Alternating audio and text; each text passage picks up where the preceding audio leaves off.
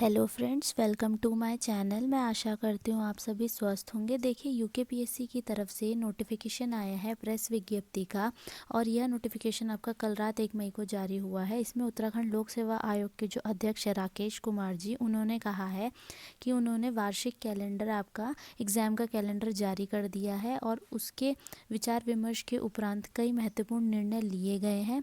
तो ये निर्णय इन्होंने बताए गए हैं कि क्या क्या निर्णय लिए हैं इन्होंने, जैसे कि विभिन्न विभागों के अंतर्गत जो आपकी कनिष्ठ सहायक की परीक्षा हुई थी उसका परिणाम आपका इसी महीने के मई महीने के पहले सप्ताह में घोषित हो जाएगा उसका रिजल्ट। और जो आपका वन आरक्षी परीक्षा हुई थी, फॉरेस्ट गार्ड का जो एग्ज़ाम आपका हुआ था, उसका रिजल्ट मई के सेकेंड वीक में घोषित कर दिया जाएगा।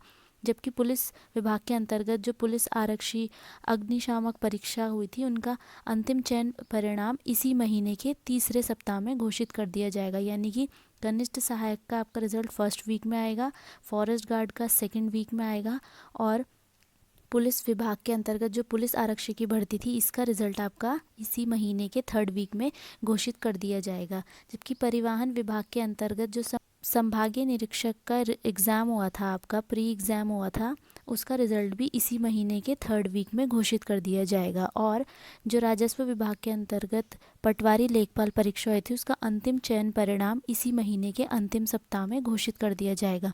तो ये सारी नोटिफिकेशन यूकेपीएससी की तरफ से आए हैं, और इन्होंने बता दिया है कि मई में आपके कौन कौन से रिजल्ट किस वीक में घोषित हो जाएंगे।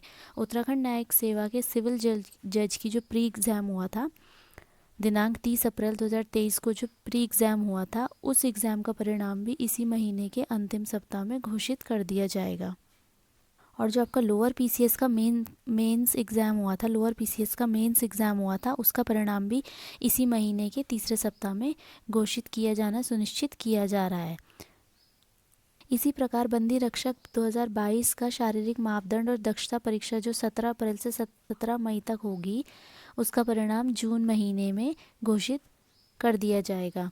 उत्तराखंड सिविल सेवा मुख्य परीक्षा 2022 का मूल्यांकन कार्य गतिमान है, जबकि सहायक कुल सचिव परीक्षा 2022 की उत्तर पुस्तिकाओं का मूल्यांकन कार्य इन्होंने प्रारंभ कर दिया है।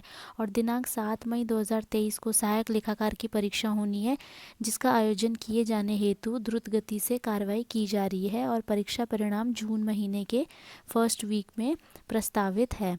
तो यानी कि सहायक लेखाकार का एग्ज़ाम भी आपका जून के फर्स्ट वीक में आ जाएगा।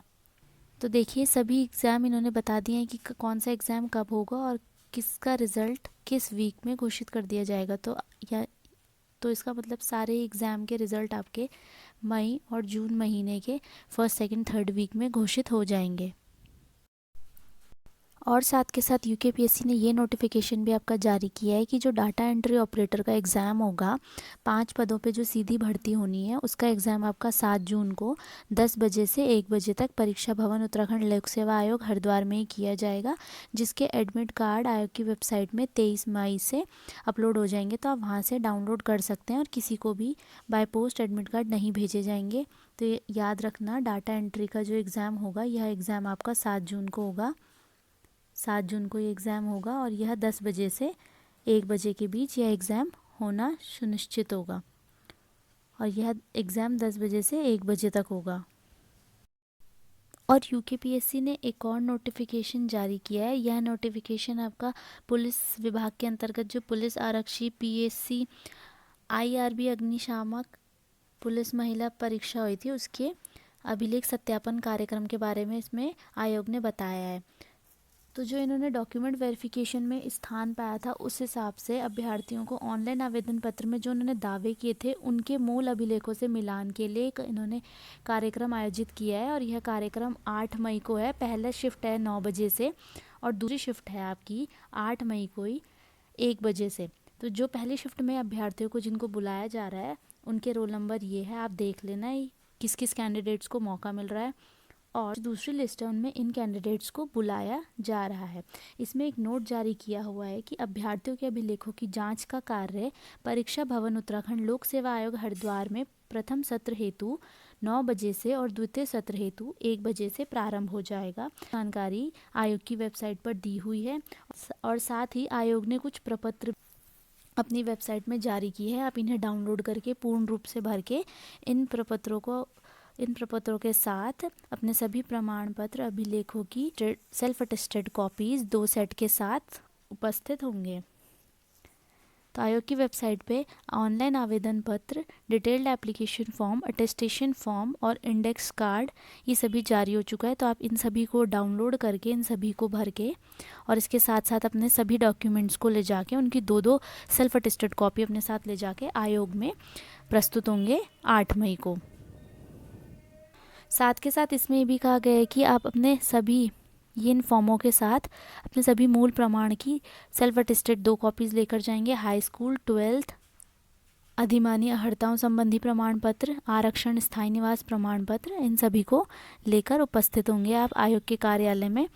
और विज्ञापन के बिंदु संख्या 8 में उल्लेखित प्रविधानुसार उत्तराखंड लोक सेवा आयोग की परिधि के बाहर समूह ग के सीधी भर्ती के पदों पर भर्ती हेतु आवेदन करने के लिए वही अभ्यर्थी पात्र होगा जिसने अपनी हाई स्कूल एवं इंटरमीडिएट अथवा इनके समकक्ष स्तर की शिक्षा उत्तराखंड राज्य में स्थित मान्यता प्राप्त संस्थानों से ही प्राप्त की हो, तो वही इसमें पात्र होंगे।